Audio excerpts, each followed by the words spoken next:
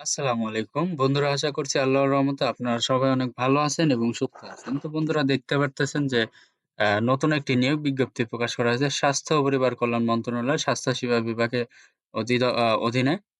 তো এই নিয়োগ বিজ্ঞপ্তিটা প্রকাশ করা হয়েছে ৫/৫/২০২৪ খ্রিস্টাব্দ। তো এটা হচ্ছে সিভিল সার্জনের কার্যালয় লালমনিরহাট থেকে নতুন একটি নিয়োগ বিজ্ঞপ্তি প্রকাশ করা হয়েছে।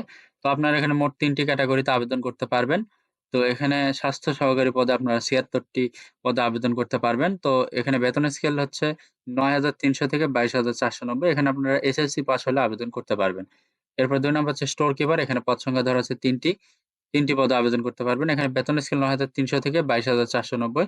তো আপনারা এখানে উচ্চ মাধ্যমিক স্কুল সার্টিফিকেট বা সমমানের পরীক্ষা উত্তীর্ণ হইলে আবেদন করতে পারবেন।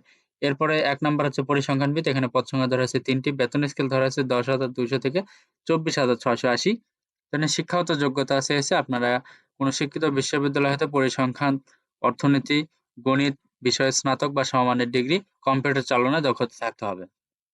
তো বন্ধুরা এখানে আপনার আবেদন করার জন্য কি করতে হবে এবং কত তারিখ পর্যন্ত আবেদন এইটা একটু দেখেন। তো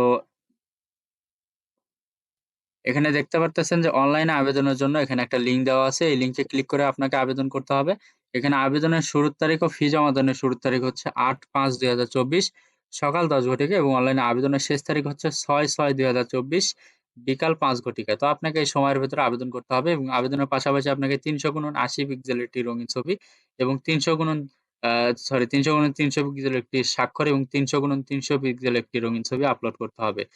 তো এইটা ছাড়া কিন্তু আবেদনপত্রটি আপনার গৃহীত হবে না এবং সর্বোচ্চ ৭২ ঘন্টার ভেতরে আপনাকে পরীক্ষার ফি বাবদ যে টাকা, সে টাকা আপনাকে টেলিটক প্রিপেইড নাম্বারের মাধ্যমে পরিশোধ করতে হবে।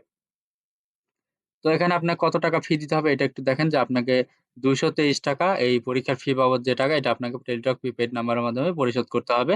তো ফি দেওয়ার পর আপনি কি করবেন? এখানে আপনার মোবাইল ফোন দিয়ে আপনি এইভাবে তাদেরকে এসএমএস করবেন।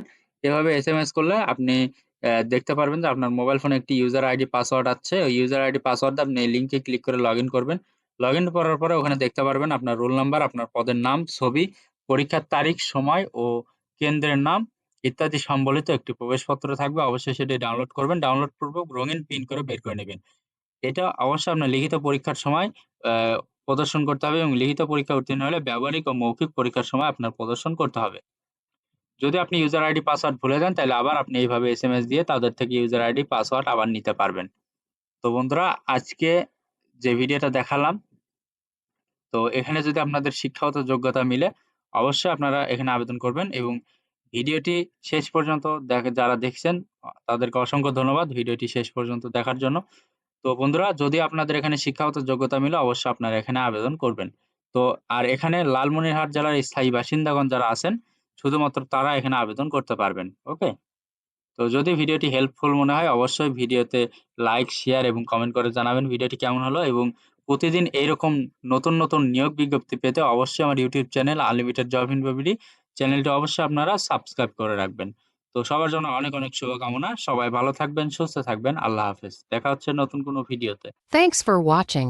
Please like, share, subscribe.